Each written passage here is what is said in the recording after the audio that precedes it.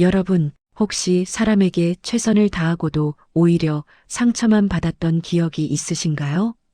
내 마음을 다 내어주었는데 상대방은 그것을 당연한 권리로 여기거나 심지어 나의 약점으로 잡아 이용하려 들 때 우리는 깊은 배신감과 함께 스스로를 자책하게 됩니다. 내가 너무 물러터져서 그런가? 내가 사람 보는 눈이 없는 걸까? 이런 생각들로 밤잠을 설치기도 하지요. 세상은 참으로 야속하게도 한없이 다정하고 착한 사람을 귀하게 여기기보다 만만하게 보고 함부로 대하는 경우가 너무나 많습니다. 우리는 어릴 때부터 착하게 살아라, 남에게 베풀어라라고 배웠지만 막상 현실의 냉혹한 인간관계 속에서는 그 가르침이 오히려 나를 찌르는 칼날이 되어 돌아오곤 합니다. 특히 인생의 중반을 넘어서고 노후를 바라보는 시점이 되면 인간관계의 폭보다는 깊이가 중요해지고 무엇보다 나 자신을 지키는 것이 가장 큰 숙제가 됩니다. 더 이상 사람에게 휘둘리고 싶지 않고 불필요한 감정 소모로 남은 인생을 허비하고 싶지 않다는 간절함이 생기기 때문입니다. 그렇다면 우리는 어떻게 해야 이 험한 세상에서 나의 다정함을 잃지 않으면서도 타인에게 이용당하지 않고 당당하게 살 수 있을까요? 어떻게 해야 무심한 듯 의연하게 나의 존엄을 지키며 관계의 주도권을 잡을 수 있을까요?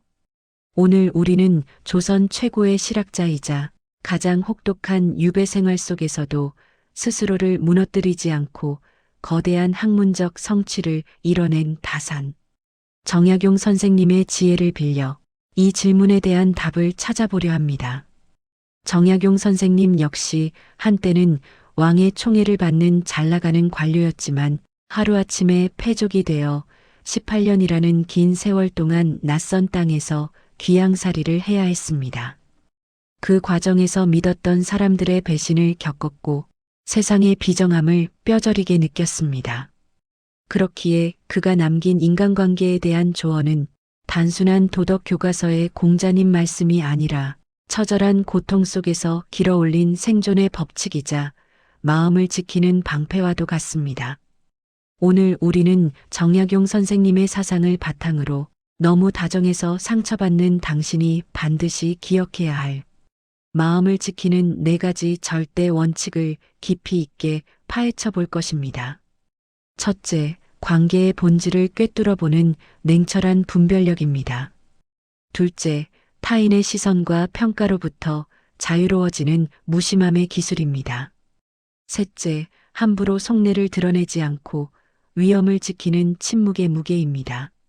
넷째, 혼자 있을 때조차 흐트러짐 없이 단단해지는 고독의 힘입니다. 본격적인 이야기에 앞서 잠시 짧은 일화 하나를 들려드리겠습니다. 어느 마을에 사람 좋기로 소문난 김선비가 살았습니다. 그는 누가 돈을 빌려달라고 하면 쌈짓돈을 털어내어 주었고 힘든 일을 부탁하면 거절하지 못하고 자신의 농사일을 제쳐두고 달려갔습니다. 마을 사람들은 처음에는 그를 칭송했지만 시간이 지날수록 김선비의 호의를 당연하게 여겼습니다. 심지어 흉년이 들어 김선비네 곳간이 비어가는데도 사람들은 자네는 착한 사람이니 어떻게든 해결하겠지라며 외면했고 오히려 김선비가 도움을 거절하자 뒤에서 그를 욕하기 시작했습니다. 결국 김선비는 병을 얻어 눕게 되었고 그 곁에는 아무도 남지 않았습니다. 이 슬픈 이야기는 비단 옛날 이야기가 아닙니다. 바로 지금 가족을 위해, 친구를 위해, 직장 동료를 위해 모든 것을 희생하고도 텅 빈 마음으로 서 있는 여러분의 이야기일 수도 있습니다. 이제부터 정약용 선생님의 지혜를 통해 이 굴레를 끊고 단단한 나로 다시 태어나는 법을 하나씩 배워보겠습니다. 첫째, 관계의 본질을 꿰뚫어 보는 냉철한 분별력입니다. 많은 분들이 인간관계에서 가장 힘들어하는 부분은 바로 거절입니다. 내가 거절하면 상대방이 상처받지 않을까, 나를 나쁜 사람이라고 생각하지 않을까 하는 두려움 때문입니다. 그래서 무리한 부탁도 들어주고 싫은 소리도 참고 넘깁니다. 우리는 이것을 배려라고 착각하지만 정약용 선생님은 이를 엄중하게 경계했습니다. 다사는 유배지에서 아들에게 보낸 편지에 이렇게 적었습니다. 무릇 사람을 사귈 때는 그 사람이 이익을 탐하는지 의리를 중시하는지를 먼저 살펴야 한다. 이익으로 맺어진 관계는 이익이 닿으면 흩어지고 권세로 맺어진 관계는 권세가 사라지면 무너진다. 오직 마음과 마음으로 사귄 관계만이 오래갈 수 있으나 그런 사람은 천하에 드물다. 여기서 우리가 주목해야 할 것은 이익으로 맺어진 관계입니다. 우리가 베푸는 친절이 상대방에게는 그저 이익일 뿐일 때가 많습니다. 가장 흔한 사례를 하나 들어보겠습니다. 직장 생활을 30년 가까이 하고 은퇴를 앞둔 박영수 부장님의 이야기입니다. 박영수 부장님은 회사에서 예스맨으로 통했습니다. 후배들이 하기 싫어하는 당직도 도맡아 하고 회식 자리에서는 늘 지갑을 먼저 열었습니다. 상사가 부당한 지시를 내려도 네, 알겠습니다 하며 묵묵히 따랐지요.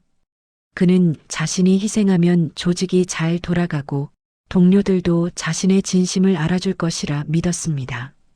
하지만 명예퇴직 권고가 내려왔을 때 상황은 박영수 부장님의 예상과는 정반대로 흘러갔습니다. 평소 형님, 동생하며 따르던 후배들은 그와 눈을 마주치기를 피했고 그가 꾸준히 일을 도맡아 했던 상사들은 박 부장은 너무 유순해서 리더십이 부족해라는 평가를 내리며 그를 퇴직 1순위로 올렸습니다. 박영수 부장님은 배신감에 치를 떨었지만 사실 이것은 예견된 일이었습니다. 그가 보여준 것은 존중받을 만한 친절이 아니라 이용하기 좋은 만만함이었기 때문입니다. 정약용 선생님은 말씀하셨습니다. 착한 것은 좋다. 그러나 약한 것은 악이다. 스스로를 지킬 힘이 없는 착함은 그저 무능력일 뿐이다. 이 말씀이 얼마나 뼈아픈 통찰입니까? 우리는 착한 사람 콤플렉스에 빠져 자신의 경계를 허물어뜨리는 것을 미덕으로 여깁니다. 하지만 다사는 자신의 뜰을 가꾸듯 마음의 울타리를 분명히 하라고 가르칩니다.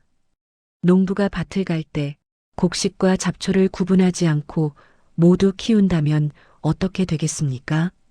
잡초가 곡식의 영양분을 다 빨아먹어 결국 농사를 망치게 됩니다. 인간관계도 마찬가지입니다. 나에게 진심으로 대하는 사람과 나의 에너지를 갉아먹는 사람을 냉정하게 구분해야 합니다. 그렇다면 구체적으로 어떻게 해야 할까요? 첫 번째 조언은 작은 거절부터 연습하라는 것입니다. 상대방이 무리한 부탁을 할 때 즉시 예라고 답하는 습관을 멈추세요. 생각해 보겠습니다라고 말하며 시간을 버십시오. 그리고 그 부탁을 들어주는 것이 나에게 어떤 희생을 요구하는지, 상대방이 이 부탁을 통해 무엇을 얻으려 하는지를 냉철하게 따져보아야 합니다. 정약용 선생님은 유배지에서도 찾아오는 손님을 가려 만났습니다. 자신의 학문적 깊이를 이해하고 토론할 수 있는 제자나 벗은 반갑게 맞이했지만 그저 술이나 한잔하며 신세 한탄이나 하려는 자빈들은 정중하게 그러나 단호하게 돌려보냈습니다. 그는 외로움을 피하기 위해 아무나 곁에 두지 않았습니다. 오히려 고독을 택함으로써 자신의 격조를 지켰습니다. 여러분의 친절이 가치 있게 쓰이려면 그 친절을 받을 자격이 있는 사람에게 베풀어야 합니다. 모든 사람에게 좋은 사람이 되려고 하지 마십시오. 그것은 불가능할 뿐만 아니라 가장 소중한 사람들에게 소홀해지는 지름길입니다. 나를 이용하려는 사람에게 단호하게 아니오라고 말할 때 비로소 나를 진정으로 아끼는 사람들이 보이기 시작합니다. 무조건적인 다정함은 독입니다. 분별력 있는 다정함만이 약이 됩니다. 여러분의 다정함이 헐값에 팔려나가지 않도록 스스로 가치를 매기고 지키십시오. 그것이 정약용 선생님이 우리에게 주는 첫 번째 가르침입니다. 마이너스 마이너스 마이너스 둘째, 타인의 시선과 평가로부터 자유로워지는 무심함의 기술입니다. 우리가 너무 다정하게 구는 또 하나의 이유는 인정 욕구 때문입니다. 남들이 나를 어떻게 볼까, 혹시 나를 쌀쌀맞다고 욕하지는 않을까 하는 걱정 때문에 과잉 친절을 베풉니다. 하지만 정약용 선생님은 타인의 평판에 목매는 삶이야말로 가장 비참한 삶이라고 경고했습니다. 다사는 18년의 유배 생활 동안 수많은 비방과 모함을 견뎌야 했습니다. 한때 정조의 총애를 받던 시절에는 구름처럼 몰려들던 사람들이 그가 유배를 가자마자 돌변하여 그를 죄인 취급하고 헐뜯었습니다. 처음에는 다산도 분노하고 억울해했습니다. 하지만 그는 곧 깨달았습니다. 세상의 평가는 바람과 같아서 언제든 바뀌는 것이며 그 바람에 흔들리는 것은 나 자신이 뿌리가 깊지 않기 때문이라는 것을요. 정약용 선생님은 이렇게 말씀하셨습니다. 남이 나를 알아주지 않아도 성내지 않는 것이 군자다. 나의 가치는 내가 정하는 것이지 남의 입 끝에 달려있지 않다. 이 말씀을 현대적으로 해석하면 건강한 무심함이 필요하다는 뜻입니다. 여기서 말하는 무심함이란 타인에게 차갑게 대하라는 뜻이 아닙니다. 타인의 반응에 일일이 감정적으로 대응하지 않고 나의 중심을 잡는 태도를 말합니다. 예를 들어보겠습니다. 자식들을 다 출가시키고 혼자 사시는 최정숙 여사님의 이야기입니다. 최 여사님은 자식들에게 매일 전화를 걸고 반찬을 만들어 택배로 보내는 것이 삶의 낙이었습니다. 자식들이 어머니 고맙습니다라고 말해주는 그 한마디에 모든 피로가 씻겨나가는 듯 했습니다. 하지만 어느 날부터 자식들의 반응이 시큰둥해졌습니다. 전화를 하면 바쁘다며 끊기 일쑤였고 반찬을 보내도 잘 먹겠다는 인사조차 드물어졌습니다. 최 여사님은 서운함이 폭발했습니다. 내가 너희를 어떻게 키웠는데 이럴 수 있냐며 화를 내기도 하고 우울증에 빠져 식음을 전폐하기도 했습니다. 자식들의 반응 하나하나에 천국과 지옥을 오갔던 것입니다. 이것은 전형적으로 타인에게 나의 행복을 저당 잡힌 상태입니다. 내가 베푼 만큼 돌아오기를 기대하는 마음, 그것이 바로 고통의 시작입니다. 만약 최 여사님이 정약용 선생님의 지혜를 알았더라면 어땠을까요? 다사는 자식들에게도 무심한 듯 하면서도 깊은 사랑을 주는 법을 가르쳤습니다. 그는 자식들에게 맹목적인 애정을 쏟거나 감정적으로 의존하지 않았습니다. 대신 멀리 떨어져 있어도 편지를 통해 학문의 길을 일러주고 삶의 태도를 교정해주며 정신적인 지주가 되어주었습니다. 너희가 잘 되는 것이 나의 기쁨이지만 나의 삶 또한 소중하다라는 태도를 견지했던 것입니다. 이것이 바로 이기는 무심함입니다. 타인에게 기대하지 마십시오. 기대가 없으면 실망도 없습니다. 내가 좋아서 베푼 것이라면 그것으로 족하고 상대방이 보답하지 않아도 그럴 수도 있지 하고 넘길 수 있는 마음의 근육을 키워야 합니다. 사람은 누구나 자기 자신이 가장 중요합니다. 상대방이 나에게 무심한 것은 나를 싫어해서가 아니라 그저 자기 삶을 사느라 바빠서일 때가 대부분입니다. 그것을 두고 내가 무시당했다라고 해석하며 상처받을 필요가 없습니다. 정약용 선생님은 유배지인 강진의 다산초당에서 세상의 비난에 귀를 닫고 오직 저술 활동에만 몰두했습니다. 그 결과 목민심서, 흠음신서와 같은 위대한 역작이 탄생했습니다. 만약 그가 한양에서 들려오는 뜬소문에 일일이 반응하며 억울함을 호소하느라 시간을 보냈다면 오늘날의 다사는 없었을 것입니다. 그는 세상에 대해 무심해짐으로써 자신에 대해 가장 뜨거워질 수 있었습니다. 여러분도 이제 연습하셔야 합니다. 누가 나를 칭찬해도 우쭐하지 말고 누가 나를 비난해도 의기소침하지 않는 연습을요. 그들이 하는 말은 그들의 생각일 뿐 나의 본질과는 아무런 상관이 없습니다. 마치 거울 앞을 지나가는 그림자처럼 타인의 반응을 그저 바라보고 흘려보내십시오. 그리고 그 에너지를 나 자신을 돌보는 데 쓰십시오. 맛있는 차를 한 잔 마시고, 좋아하는 책을 읽고, 산책을 하며 꽃을 보는 것, 그렇게 나 스스로에게 다정한 사람이 되는 것이야말로 타인에게 휘둘리지 않고 이기는 삶을 사는 비결입니다. 남에게 무심해야 나에게 다정해질 수 있습니다. 셋째, 함부로 속내를 드러내지 않고 위엄을 지키는 침묵의 무게입니다. 우리는 친해지고 싶다는 이유로 또는 공감을 얻고 싶다는 이유로 자신의 비밀이나 약점을 너무 쉽게 털어놓곤 합니다. 너한테만 하는 얘기인데 로 시작하는 대화가 얼마나 위험한지 살면서 한 번쯤은 경험해 보셨을 겁니다. 특히 마음이 약하고 다정한 사람일수록 자신의 속마음을 다 보여주는 것을 솔직함이라고 생각합니다.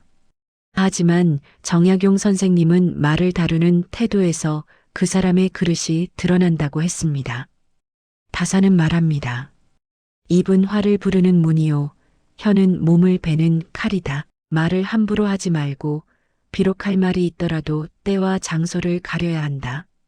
이 원칙이 무너져서 공경에 처한 사례는 우리 주변에 너무나 많습니다. 직장 동료 김 씨와 이 씨의 이야기를 해보겠습니다. 김 씨는 입사 동기인 이 씨를 믿고 술자리에서 상사에 대한 불만과 자신의 이직 계획을 털어놓았습니다. 김 씨는 이 씨가 자신의 편이라고 믿었고 비밀을 공유함으로써 둘의 사이가 더 돈독해졌다고 생각했습니다. 하지만 몇 달 뒤 승진 심사에서 김 씨는 탈락했고 놀랍게도 이 씨가 승진했습니다. 알고 보니 이 씨가 상사에게 김 씨의 이직 계획을 흘렸고 그로 인해 김 씨는 곧 나갈 사람으로 낙인 찍혀 불이익을 받은 것입니다. 이 씨가 나쁜 사람인 것은 분명하지만 냉정하게 말해 빌미를 제공한 것은 김 씨의 가벼운 입이었습니다. 정약용 선생님은 유배지에서 아들들에게 보낸 편지에서 근신독시라고 삼가함을 수없이 강조했습니다. 말 한마디로 천냥 빚을 갚는다는 말이 있지만 말 한마디로 천냥 빚을 지기도 하는 것이 세상 이치다. 특히 남의 허물을 말하는 것을 즐기지 말고 나의 자랑을 늘어놓지 말라. 나이가 들수록 입은 닫고 지갑은 열라는 말이 있습니다. 하지만 여기서 더 중요한 것은 마음의 문을 함부로 열지 않는 것입니다. 사람들은 타인의 불행을 위로하는 척하지만 속으로는 안도감을 느끼기도 하고 타인의 성공을 축하하는 척하지만 속으로는 질투의 칼을 갈기도 합니다. 이것이 인간의 본성입니다. 그러니 나의 약점을 드러내어 동정을 구하려 하지 마십시오. 그 약점은 언젠가 나를 공격하는 무기가 되어 돌아올 수 있습니다. 또한 나의 성취를 너무 떠벌리지도 마십시오.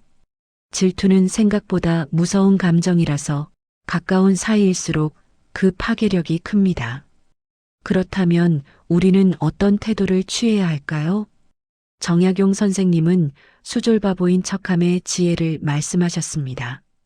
자신이 똑똑하고 잘났음을 드러내기보다 오히려 조금 어수룩해 보이고 모자란 듯 행동하는 것이 자신을 지키는 방법이라는 것입니다.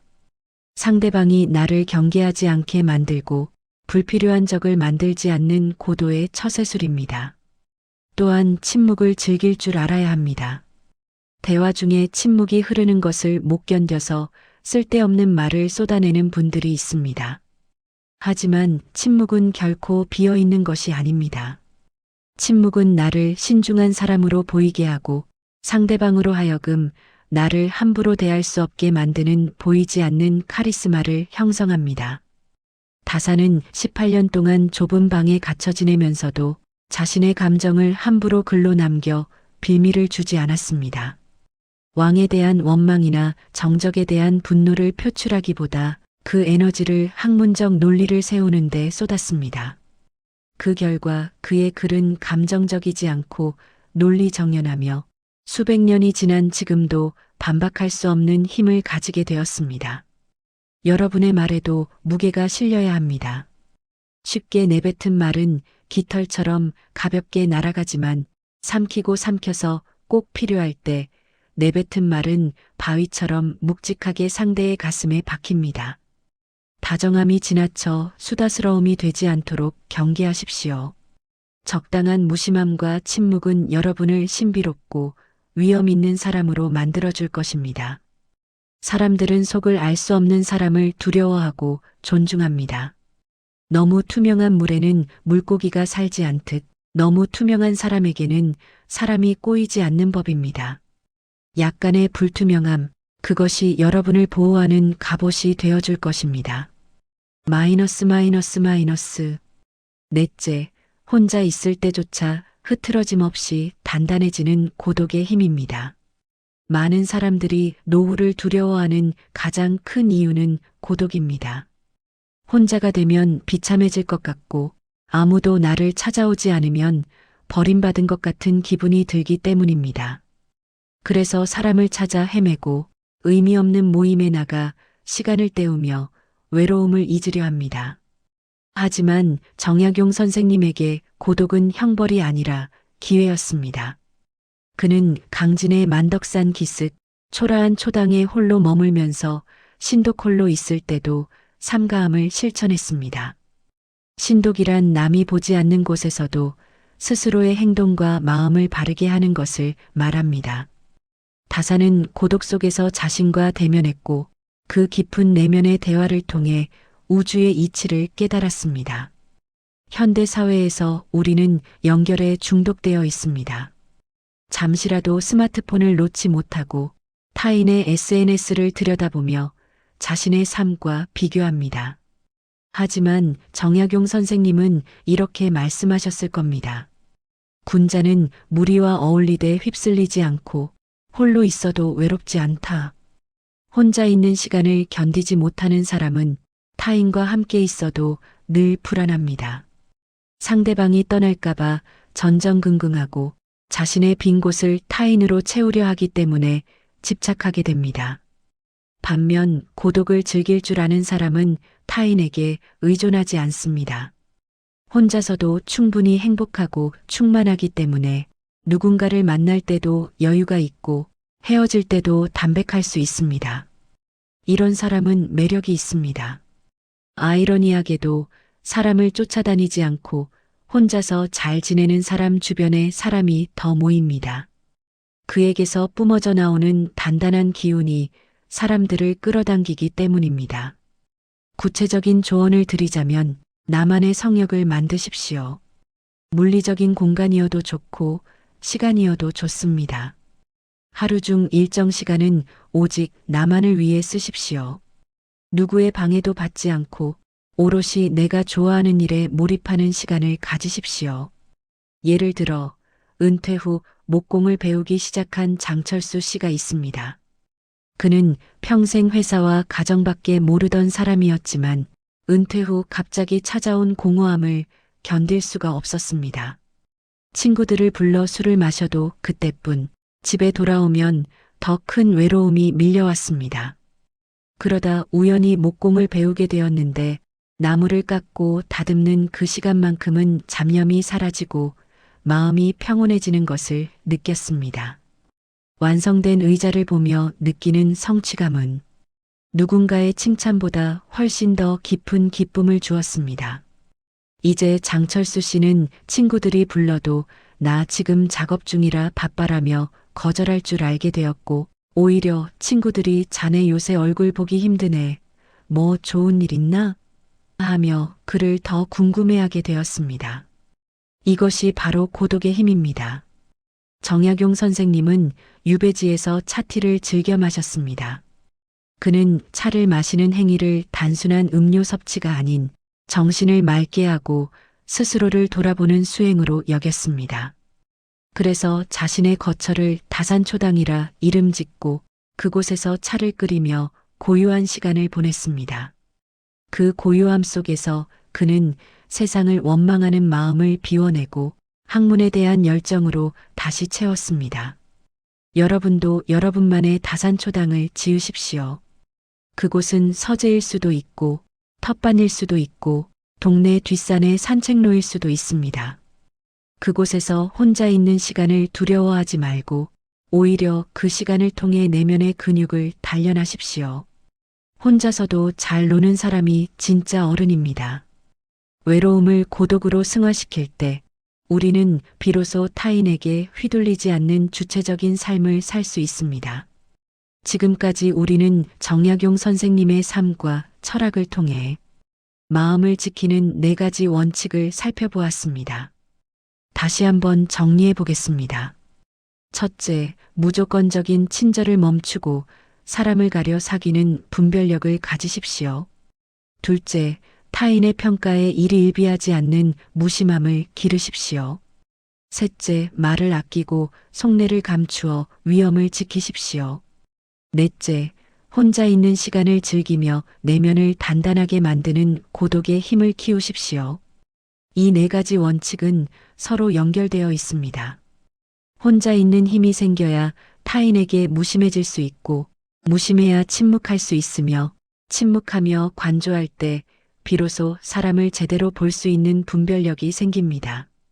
이것은 결국 나라는 중심을 바로 세우는 일입니다. 나무가 뿌리가 깊으면 비바람에 흔들리지 않듯 내 마음의 뿌리가 깊으면 세상의 어떤 풍파에도 흔들리지 않습니다. 정약용 선생님의 삶은 우리에게 큰 위로를 줍니다. 그토록 위대한 인물도 사람에게 상처받고 세상에 버림받은 적이 있다는 사실, 하지만 그 고통 속에서 좌절하지 않고 오히려 더 깊고 넓은 자아를 완성해냈다는 사실은 지금 인간관계로 힘들어하는 우리에게 너도 할 수 있다는 희망의 메시지를 던져줍니다. 다사는 유배가 풀려 고향으로 돌아왔을 때 자신을 괴롭혔던 정적들에게 복수하지 않았습니다. 그저 자신의 학문을 정리하고 가족들과 평온한 노후를 보냈습니다. 그에게 진정한 승리는 상대를 무너뜨리는 것이 아니라 상대가 어떻게 하든 상관없이 나 자신의 행복을 완성하는 것이었습니다. 여러분, 이제 너무 애쓰지 마십시오. 모든 사람에게 사랑받으려 노력하지 마십시오. 그 에너지를 아껴서 나 자신을 사랑하는 데 쓰십시오. 너무 다정하면 이용당하기 쉽습니다. 조금은 차가워 보일지라도 단단하고 무심한 태도가 여러분을 지켜줄 것입니다. 그것은 이기적인 것이 아닙니다. 내가 행복해야 세상도 아름답게 보이는 법입니다. 내가 바로 서야 남도 도울 수 있는 것입니다. 물러 터진 홍시처럼 건드리면 터지는 사람이 아니라 단단한 호두처럼 겉은 딱딱해도 속은 고소하고 영양가 있는 사람이 되십시오. 그것이 정약용 선생님이 우리에게 전하고 싶은 진정한 노후의 지혜일 것입니다. 오늘의 이야기가 여러분의 지친 마음에 작은 방패가 되었기를 바랍니다. 사람 때문에 아파했던 지난 날들은 이제 강물에 흘려보내십시오. 그리고 이제부터는 오직 나를 위한, 나에 의한, 나의 삶을 당당하게 살아가시길 응원합니다. 여러분은 그럴 자격이 충분히 있습니다. 다산의 지혜가 여러분의 앞길을 비추는 등불이 되기를 바랍니다. 오늘 내용이 여러분의 삶에 깊은 울림을 주었다면 구독과 좋아요를 통해 더 많은 지혜를 함께 나누어 주십시오. 여러분의 삶이 날마다 더 평온하고 단단해지기를 기원합니다. 감사합니다.